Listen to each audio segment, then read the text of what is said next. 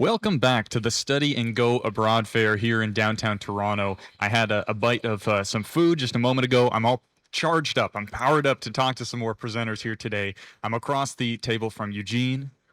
Hello, everyone.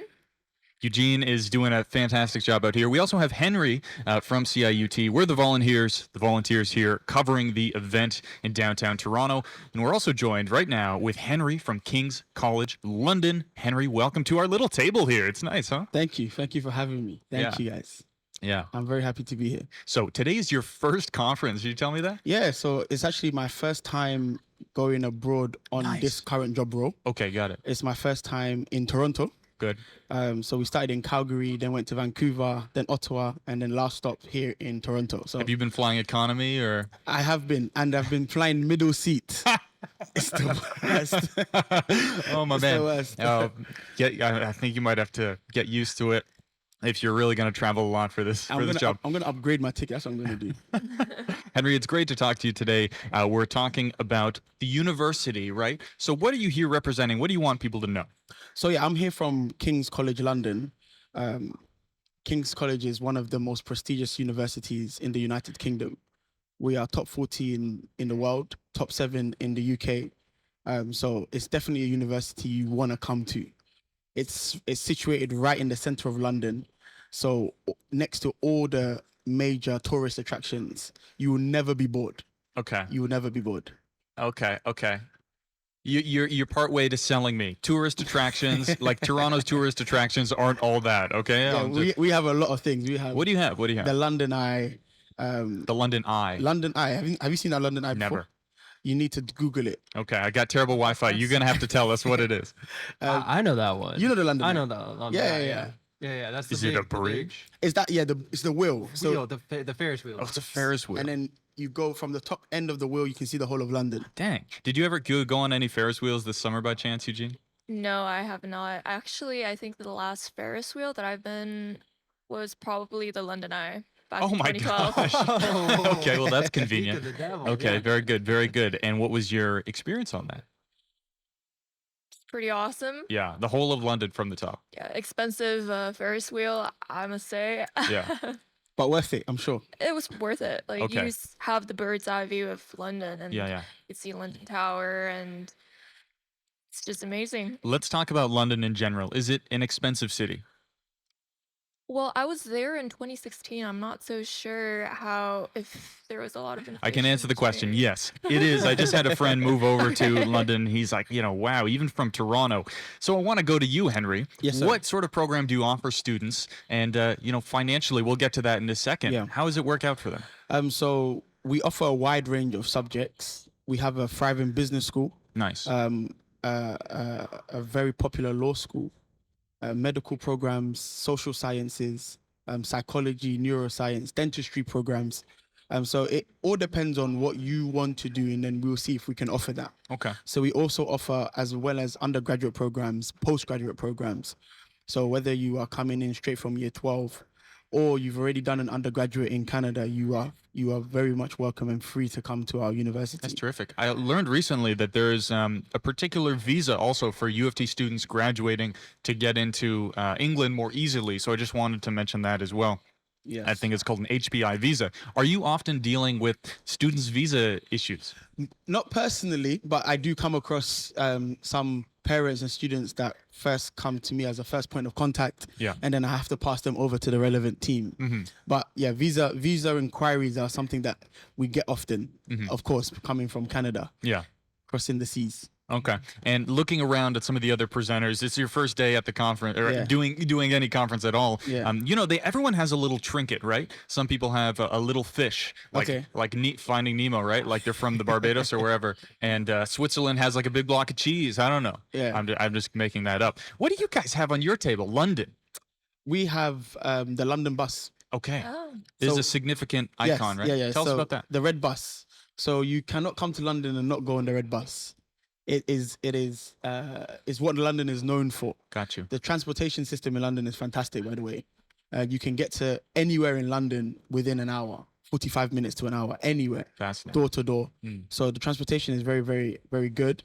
and one of the main modes of transport is the London bus. I So see. it's called the TfL, Transport for London, Mhm. and the red bus is iconic. I happen to have an enormous poster of Trafalgar Square. Yes. Right. So where do you live in London? What is it like right I personally live in North London, Tottenham. Okay. So those of you online that are familiar with soccer, what you call it in Canada, is next to Tottenham Hotspur Stadium. Yeah. Yeah, I just want to ask about nightlife in general. I Mm. know UK has pub culture is massive there.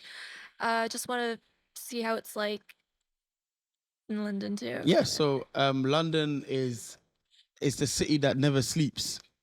So there's always something to do, whether it's going to the arcade, going to the museums, going Yeah. to restaurants and all of these places. There's always something that you can do in London. As I said, you will never be bored. We are not too far away from other cities as well. So the second biggest city in the UK is Birmingham, Okay. and we are only 2 hours away from there by train. So yeah, UK, with the United Kingdom, you can really do a lot, and I don't think you will find anybody that says that they're bored in London. Mm-hmm. Very nice. Now, you're talking about students getting out, doing stuff at night. Last night, I went to bed at probably 10:30 and slept 9 hours. So I'm really not. I'm not getting out there, right? Yeah. Toronto, and that's a. Yeah, just catching up on my sleep a little bit. But talk about your experience in university. Did you go to school in London? Yes, I did. I was born in London, raised in London. All right. Went to all my formal education was done in London, so I did go to university in the UK, but I didn't go to uni in London. I moved out of London into the Midlands Okay. to go to university, and then I came back to London after finishing. Now, I think of London as a very diverse city, but Yes. you went out to the Midlands. I went Was to that the a bit of a Midlands. switch for you? It was. But it was at a time where the Midlands was also growing in its multicultural nature. What size is this we're talking of? In terms of population, Sure.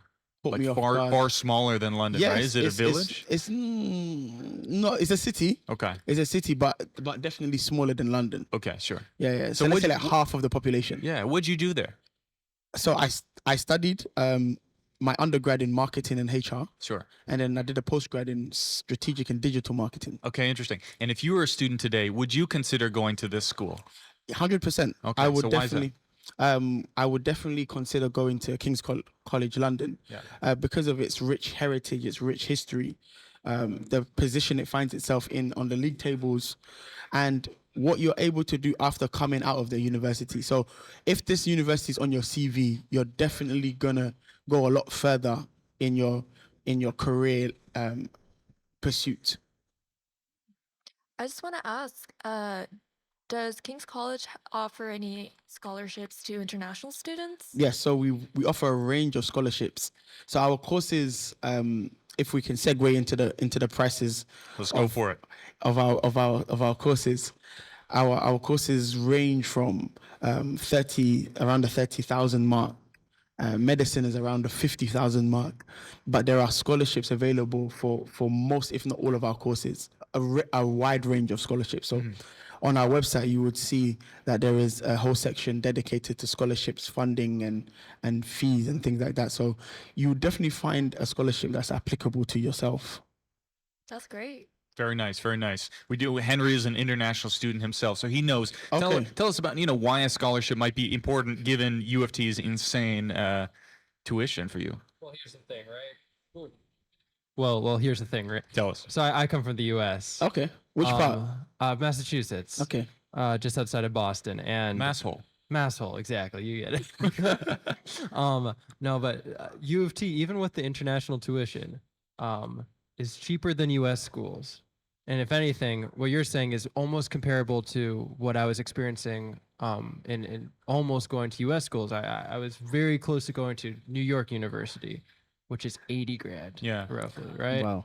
And they What, they were per generous. They gave me semester? yeah, per semester. They gave me that's including room and board, but that's still like the tuition was around. Let's 6 give or a something shout like out to that. Bernie Sanders. Go on. Yeah, truly. Oh yeah, right. Jesse here is from Vermont. Vermont, so, yeah. your own constituency there. 20 grand in a scholarship for me. Very generous. That only brings it down to like 60 60. though. You know what I'm saying? So scholarships can make a big difference. Sure. And even coming here, you know, the amount of money that U of T has been able to give me has really helped me out in being able to continue my studies and make it this far at Wow. least, you know. What are you studying? I'm doing a double major in jazz piano in the Faculty of Music and psychology in the Faculty of Arts and Science. Whoa. That's Interesting. I mean, what is this? Easy. This is an underhand question. What is the psychology of the jazz piano? Like music Oh, psychology. this is a tangent. Do I these could cross go on. over? In so many different ways. We'll find a way that we can also involve Henry in the conversation. problem. Like, okay, so piano, right? Are you Yes. into music? What sort of music is out there in London? Oh, so as I said, London is known as the melting pot. Okay, I've heard a couple countries known as that, but sure. Yeah, so there's so many different cultures that are represented in London. So every culture brings its flavor, Yeah. brings its music, brings its style. So in London, you'll find a lot of jazz, you find a lot of pop, a lot of R&B, a lot of rap. The UK rap scene is actually quite popular. Oh yeah. It's popular with me. I love it. Yeah, it's very popular. Even gospel, the gospel scene is very popular For sure. in London as well. So Mhm. you would definitely find music for you. Yeah. It sounds like you've got a little bit for anybody. And is that also located in the area that King's College is? Is that accessible, that music scene? Yes. So right in the center of London, you have many places that you can enjoy music. Yeah, absolutely. And I mean, let's expand that to other cultural, items of significance beyond just music. Is there theater that's accessible? Is museums? Like what's in the area? Do you have any favorites? We have the famous West End Theatre. Okay. So this is where some of the most popular shows in world history have taken place. So every day or every week there are films that are being acted out at the West End, and Yeah. you know, if that's what you like, then you definitely find that that's the place you often be. Yeah, totally.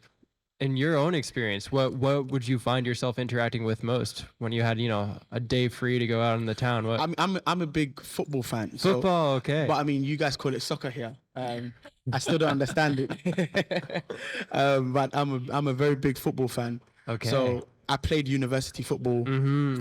I played at some of the big stadiums as well. So yeah, that's what I'd often do when I found myself having some free time. That's awesome. Is there a lot of school spirit? Do people come out to those games? Is that a big deal for the university? So something that we have at university is something called varsity.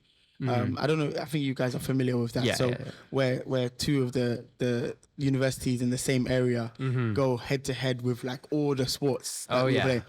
So when it comes to varsity, then everybody is out. Everybody is out to support that. Yeah. That sounds like a joyous occasion, if not a very sad one in case you lose, but loss of potential. Yeah. What did you play when you were a soccer player? What was your position? I played central midfield. Central midfield. Lots of Yes. running up and down. Lots of running up and down. I That needed sounds a lot of bad. stamina. Yeah. No I'm- So it's not as good as it was. So what about for those who aren't at your quite level, maybe your level now, Okay. that still want to get involved in the Yeah. sports scene? Is there intramurals? Is there? So there's so many hundreds of societies at King's College. Hundreds. There's a society for everything. There's a Canadian society. So That would be applicable for so there's a society just for Canadians to get together and link up and share ideas Sure. and just feel like a home away from home. Yeah. So there's a society for you. And if there isn't a society for you, you can create one. Okay. That's the joy in it. Did you know anybody that created ones at your time? Yes. Yeah? Yes. Anything of note? There was the African Caribbean Society. Sure. Yeah. There was a like a Master Chef Society, so like cooking. So yeah, there was a lot. Well, that's fascinating. Yeah. Now, is there anything that we haven't been able to touch on in this conversation that you'd like for the people listening to know about King's College, about studying abroad even? A question that we often get from students is regarding accommodation. Sure, yeah. So when it comes to accommodation, there is the fact that it's in London. There is so much accommodation available, both student accommodation and private accommodation. So usually, how it works is first year students will be prioritized student accommodation, but then in their second and third year they'll get together with friends and then do private accommodation. But yeah, Canadian students shouldn't worry when Okay. it comes to accommodation, because it being London, there is definitely going to be some for you. Okay. Well, amazing. Thank you so much for joining us, Henry. You're more than welcome. We're going to go ahead and go to a quick music break before we welcome our next guest. Again, we're at the Study and Go Abroad Fair at the Convention Center downtown Toronto. This is CIUT you're listening to. Thanks again, Henry. We're going to go ahead and Can I do just this make break. one quick shout out? You are more than welcome to. So Go since for we it. are in Canada, I've got a few friends in Ottawa, by the name of Campus Rush. Okay. So if anybody's listening and they know about Campus Rush, then go and follow them on Instagram, on TikTok. Shout out Campus Rush. Campus Rush. Wonderful. Campus Rush. All right. Well, we're going to go ahead and take it over to some music. Thank you again. And we'll be welcoming our next guest in about 5 minutes. Cheers.